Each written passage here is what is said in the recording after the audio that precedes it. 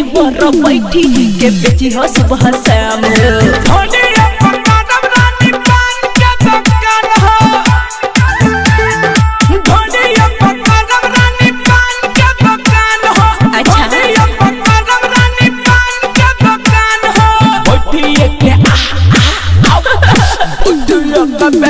सुबह शाम हो ढोढ़िया पपल राजा पान के दुकान है।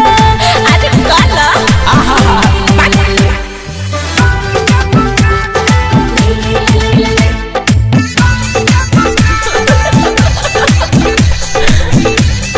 अलबेला रिकॉर्डिंग स्टूडियो गढ़ी मैनेपाल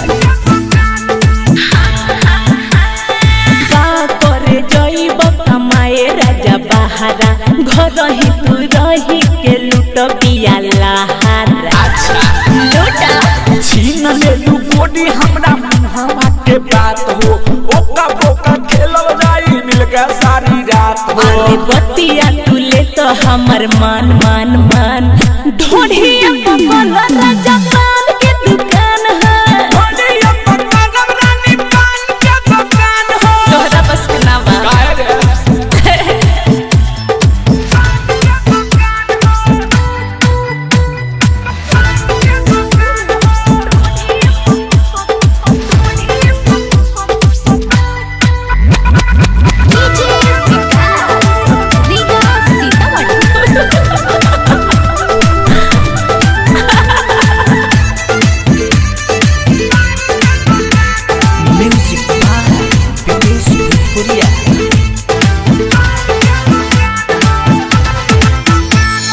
राइटर धन बाबू कर जन खेल हो रोज सुन दौरी मोहब्बत के रेल हो बुझला। अच्छा ओली बेला असुकरी मादूर नाही जोई है दू पैसा कमे भले घर ही कमाई है तनी सा तू देह तो ध्यान यान ढोढ़िया पान के दुकान। अच्छा ढोढ़िया पपल राजा पान के दुकान। आओ ना तो अलबेला रिकॉर्डिंग स्टूडियो गढ़ी मैनेपाल।